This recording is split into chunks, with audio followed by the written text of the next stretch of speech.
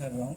तो बहुत सारे एफटीआई वगैरह के लोगों के मैसेज आते थे, हम आपके साथ फिल्म बनाएंगे, ये करेंगे वो करेंगे, वो बड़े बड़े आइडियाज़ के साथ। And usually I would say no to such people, but somehow Raunak wrote कि I want to make a film with you, and I said okay, come. He came, we met in Rishikesh.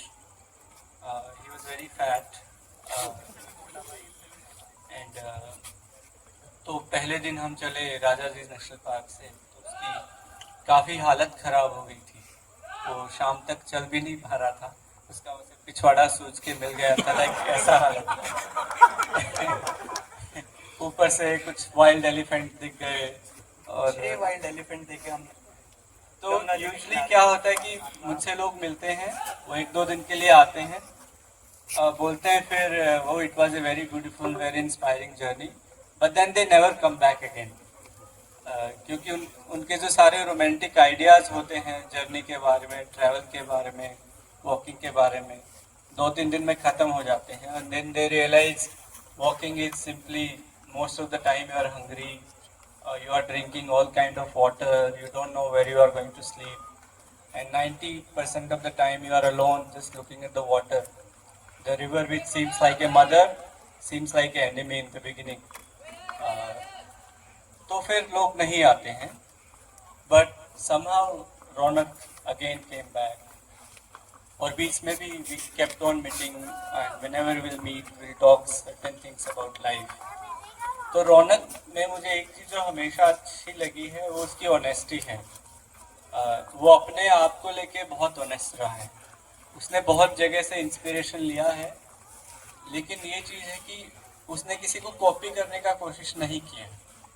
So even though many things he does I don't like, but I really appreciate his honesty about himself.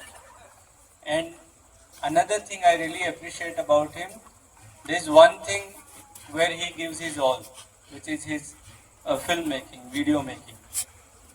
तो जब आपको कोई ऐसा इंसान दिखता है जो किसी चीज़ में अपनी पूरी शिद्दत से अपना तन मन धन टाइम से सब कुछ लगाता है, तो आपको बहुत अच्छा लगता है, क्योंकि कहीं ना कहीं आप भी वैसे ही होते हो।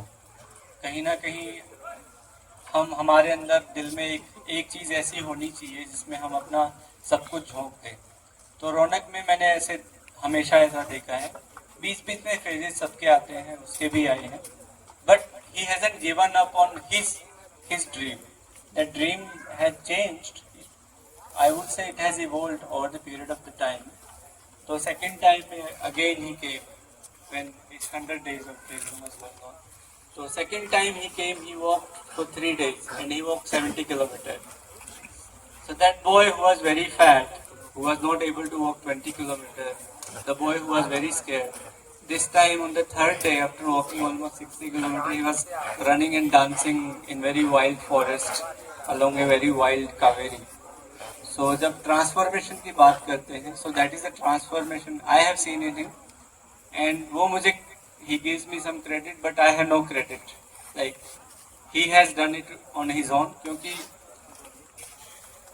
बहुत सारे सचिन सिंसियर लोगों को मिल जाते हैं। आप सिंसियर हो तो आपको दीवार पे एक लिखी कोट भी आपको इंस्पायर कर देती है उस सिंसियरिटी को गहरा बनाने में।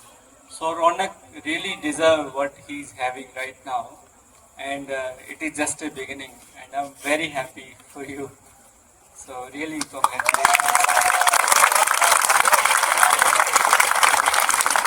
भैया ऐसे ही बोलते हैं कि, पर ऐसा नहीं होता। मेरे को पता है अगर भैया से मैं नहीं मिला होता या भैया ने उस तरह से गाइड नहीं किया होता तो मैं नहीं होता यहाँ पे, आप भी शायद होते कहीं, यहाँ नहीं होते, है ना, यहाँ नहीं होते इस समय, है ना, फिर तो सीने में बैठते। तो मैं आपको एक बुक का एक किस्सा सुनाता हूँ, चैप्टर नंबर 10 पे। भैया के साथ ही मैं वॉक पे था, मैं था। आपने मैगजीन ऑफ इंडिया का लास्ट एपिसोड देखा है, लास्ट एकदम लास्ट एपिसोड, है ना, उसी का इनकाउंटर थोड़ा सा मैं आपको बताता हूँ। तो मैं प्रयागराज से थोड़ा कुछ 40-50 किलोमीटर दूर भैया को ज्वाइन करता हूँ इनकी यात्रा में। ये यमुना जी के किनारे पद यात्रा कर रहे हैं और ये जा रहे थे यमुनोत्री की ओर। मेरे को था कि अगेन मेरे को अच्छा लगता है। पहले था टास्क, जैसे भैया ने बताया, पहले होता था टास्क वॉक करना, अब है कि 3-4 दिन तो मैं इंजॉय करूंगा, उसके बाद अगेन वो जब टास्क बनने लगेगा मैं खिसक जाऊंगा घर। तो मेरा भी थ्रेशोल्ड थोड़ा 3-4 दिन का आ गया है, वो आगे 10-12 दिन तक जा पाए, अभी इतना है। तो मैंने भैया को ज्वाइन किया वॉक के लिए। और आप जैसा भी यहाँ पर देख रहे हैं, घाट है, नदी किनारे बहुत हलचल है, लोग हैं, वहाँ ऐसा कुछ नहीं है ना। अब आगे थोड़ा आप निकलेंगे, वहाँ भी आपको सन्नाटा मिलेगा पूरा। तो यमुना जी है और हम दोनों वॉक कर रहे हैं और आसपास कोई नहीं है। दूर दूर तक गांव भी है, तो थोड़ा ऊपर को है, आसपास आपको कोई बंदा नहीं दिखेगा। एक दो गाय चलते हुए दिख गई तो दिख गई, दैट इज इट। तो हम लोग वॉक कर रहे हैं काफ़ी देर से एकदम सन्नाटा है और भैया एकदम से पीछे मुड़ के बोलते हैं अपना फ़ोन छुपा लें। फ़ोन छुपा लेता हूँ, मेरे पास छोटा सा फ़ोन है जिससे मैं वीडियोज़ बनाता हूँ, तो मैं तुरंत से वो फ़ोन अपने पीछे डाल देता हूँ। और भैया बोलते हैं कि आगे कुछ भी हो जाए, तुम्हें अपना फ़ोन बाहर नहीं निकालना है, क्योंकि आगे तुम्हें सैंड माफिया मिलेंगे। मैं कहता हूँ ठीक है, मैं समझ गया भाई, थोड़ा डेंजरस होता है, नहीं देखिए, मैं फ़ोन रख देता हूँ। जेब में फ़ोन डाला, अब हम चलते हैं। कुछ अभी तक अगेन सन्नाटा है, बट भैया को पता था कि होने वाला है कुछ तो है, तो हम आगे अगेन 10-12 स्टेप्स चलते हैं। और अभी तक जो आइसोलेटेड सी जगह लग रही थी, नदी में कोई हलचल नहीं थी, एकदम शांत सा माहौल, वहाँ पे हम देखते हैं कि नदी के अंदर है 50 से 60 बोट, जिसपे है 200 से 250 आदमी, और एकदम full pirates of the Caribbean वाला सीन लग रहा है, बहुत सारा हलचल चल रही है। तो मेरे दिल में भी इसके साथ हलचल शुरू हो गई, अब क्या होगा। मैंने कहा मेरे को कुछ भी हो जाए, मेरे को आई कॉन्टैक्ट किसी से नहीं करना है, नीचे देख के चलूंगा, किसी से आँख नहीं मिलाऊंगा, तो शायद चुपचाप निकल जाऊँ। ये भैया ने कहा था भाई रिस्क तो है, काफ़ी रिस्क होता है भाई, पता है आपको, एक्चुअल रिस्क होता है ना। तो मैं नीचे देख के अब ऐसे चल रहा हूँ, ऐसे ऐसे। अब हम उनकी टेरिटरी में आ रहे हैं, इमेजिन आप सब यहाँ बैठे हैं, वैसे वहाँ 250 लोग हैं, हम ऐसे ऐसे धीरे धीरे जा रहे हैं उनकी टेरिटरी में। एक आदमी मेरे को देख के आवाज़ मारता है, इधर आओ। और मैं उसको देखता हूँ, और वो आदमी ऐसा है कि आप उसको देखोगे ना अकेले तो आप बिल्कुल थ्रेटन फील नहीं करोगे। एकदम दुबला पतला सा आदमी है, ऐसा मेरे को ये तो बिल्कुल थ्रेटन फील कराएगा नहीं। बट मैंने देखी है कितना बस मेरे को पता था कि भाई, मेरे को पता था यहाँ तो डेंजर है, मामला खतरनाक है। तो मैं नीचे देख के चल रहा हूँ, उसने मेरे को देखा, उसने कहा इधर आओ। मैं सोच रहा हूँ मेरे को बुला क्यों रहा है, फिर समझ आया मैंने फ़ोन तो छुपा लिया है, पर मेरे बैक के साइड से जो इतना बड़ा ट्राइपॉड निकल रहा था, उसका वो क्या करेंगे। तो उसने देख लिया। अब मैं तो सोच रहा हूँ कि हमें फिल्म वीडियो नहीं बना, लग रहा है पूरी मेरे को डॉक्यूमेंट्री बनाने आया है। तो उसने मेरे को धर लिया, आ जाओ इधर। तो उसने पूछा कि क्या कर रहे हो यहाँ पे, ऑब्वियसली कोई भी पूछेगा। तो सचिन भाई आने लगे बीच में कि भाई बात करेंगे। उसने कहा तुम बताओ तुम क्या कर रहे हो। मैं कहा अच्छा मैं बताता हूँ। तो मैंने बताया कि सचिन भाई की यात्रा है, यमुना जी के साथ पद यात्रा कर रहे हैं, मैं 3 दिन के लिए, मैं इनका मित्र हूँ, छोटा भाई हूँ, इनसे मिला हूँ और 3 दिन के लिए पद यात्रा कर रहा हूँ। अब मेरे को नहीं पता कि उसको सच लगा ये बात, उसको झूठ लगी ये बात, उसको लगा स्टोरी प्लान कर रहा हूँ, क्योंकि मैं लगता तो नहीं था कि मैं पद यात्रा कर रहा हूँ। मैं कड़ा पहनता हूँ, उसने मेरे को इस कड़े से पकड़ ऐसे कड़े से उंगली फंसा दी और मेरे को खींच रहा है, आ जा बेटा, ऐसे लेके जा रहा है। और नदी किनारे में मेरे को लेके चल जाता है। मेरे को लगा आज तो गए, गेम ओवर, आप वहाँ कुछ नहीं कर सकते उस सिचुएशन में। तो ऐसे ऐसे करते करते नदी किनारे में मेरे को लेके गया और वहाँ पे मेरे को कहता है बैठ जाओ। सचिन भाई भी साथ में है, तो वो कहता है हम दोनों को बैठ जाओ।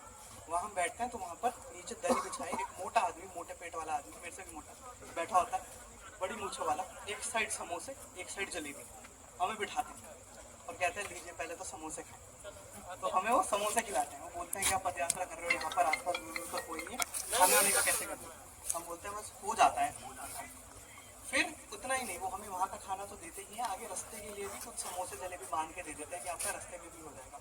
और मैं सच बता रहा हूँ, मैं दिल्ली में जब अपने घर पे रहता हूँ, फुल कंफर्ट में रहता हूँ, मैं फिर भी इतना खाना मेरे को खाने को नहीं मिलता है जिस तरह नदी के किनारे वॉक करने पर मेरे को उस दिन मिला था। तो बहुत बहुत गहरा भाव बसता है नदी के किनारे, के अंदर एक फीलिंग आ जाती है। उस दिन फिर आगे हमें वीडियो में आपने देखा होगा, एक आगे पंडित जी भी मिलते हैं, वो भी तो फुल एकदम फुल पार्टी लग्जरी। आप सोचोगे कि चलना कठिन है, कठिन हमें पता है, बट कुछ कुछ दिन होते हैं कि फुल एंजॉयमेंट। खीर भी खाने को मिलती है तो बड़ा खुश हो जाता हूँ मैं, काफ़ी बार खीर भी मिल जाती है खाने के लिए। तो मैं और इसके साथ ये बोलना चाहूँगा कि इसी तरह के किस्से आपको इस बुक में देखने को मिलेंगे। बुक को हमने बहुत ही ऑनेस्टी से लिखा है और इसलिए मैं चाहूँगा कि बुक आप पढ़ें और पसंद आए तो मेरे को आप बताइए, क्योंकि वीडियोस का तो आप फीडबैक देते हैं, कमेंट्स में आप बताते हैं आपको कैसा लग रहा है। बुक का भी बताइए, क्योंकि बुक पहली बार लिखी है, थोड़ी बहुत भूल चूक हो तो सह लेना थोड़ा सा, बट मेरे को प्लीज़ बताइएगा कि आपको बुक लगी कैसी। Thank you so much.